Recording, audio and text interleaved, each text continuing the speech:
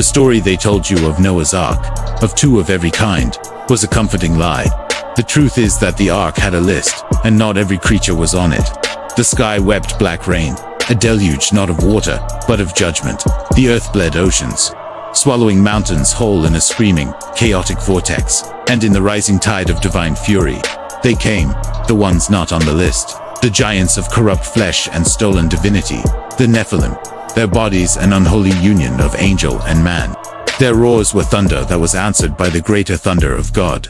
They clawed at the gopher wood of the ark, their massive fingers splintering the hull, but never breaking it. The twisted things born of cosmic sin, hybrids of creatures that should never have mixed, slithered and crawled from the drowning forests. Their cries a symphony of the damned. They were not the animals of God's perfect creation. They were the abominations, the genetic contamination. And they knew their time was over. They swam through the churning chaos, a desperate horde of the forsaken, their eyes fixed on the one point of salvation in a dying world. But standing on the deck of the ark, silhouetted against the flashes of lightning, was not a man, it was an archangel.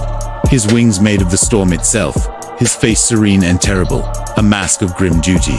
He did not hold a flaming sword, he did not need one, he simply watched the horrors below, and as they approached the vessel, he raised a single, glowing finger, a silent, absolute gesture of no transient, and a shimmering, impenetrable barrier of divine energy repelled them, throwing them back into the churning abyss. They were not allowed, they were not chosen, they were on a different list, a kill list, and the flood was not a reset, it was a targeted execution. What you have just witnessed is not a myth, it is the forgotten chapter of a divine war. For millennia, the story of the flood has been told as a tale of salvation, a children's story of a benevolent God, saving the innocent from a world of human sin. But the oldest texts, the suppressed scriptures like the Book of Enoch, reveal a far darker and more terrifying purpose. The Great Flood was not about punishing humanity's sins, it was about eradicating a cosmic infection. The story begins not with man, but with angels, the Watchers, a group of divine beings sent to guide humanity, who committed the ultimate crime. They abandoned their post, took human wives, and shared forbidden knowledge. From their unholy union, a new race was born. The Nephilim giants who walked the earth, beings of immense power and insatiable hunger. The Bible itself hints at this. In Genesis 6, the Nephilim were on the earth in those days, and also afterward, when the sons of God came in to the daughters of man, and they bore children to them. The very DNA of creation had been corrupted. The divine order was broken. The world was filled not just with violence, but with creatures that should not exist. Does that feeling sound familiar? The unsettling sense that the world is not what it seems, that there are rules and systems at play, just beneath the surface, that determine who gets a seat in the lifeboat, and who is left to the flood. The quiet fear that no matter how good you try to be, you might have a fatal flaw, a piece of your past, a part of your very nature, that automatically disqualifies you from salvation. It is the modern echo of an ancient terror, the fear of not being on the list. And this reveals the timeless, terrifying wisdom of the Ark's true story. The flood was an act of cosmic surgery. It was God's desperate, brutal attempt to save the purity of his creation from a genetic cancer that was spreading uncontrollably.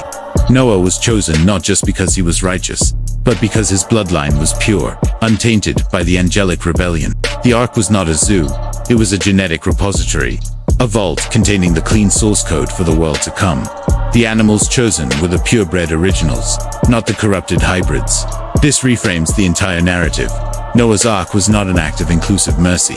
It was an act of extreme, exclusive preservation. It was a statement that some things are so unnatural, so far outside the divine order, that they cannot be redeemed. They can only be erased. So this is the terrifying question the story forces us to ask. Does the preservation of divine order justify the total annihilation of that which corrupts it? Even if that corruption wasn't its own choice, was the flood an act of mercy for the future, or the most extreme act of divine gatekeeping in history? Let me know your thoughts in the comments below. Because in the end, the story of Noah's Ark is not about the animals that were saved.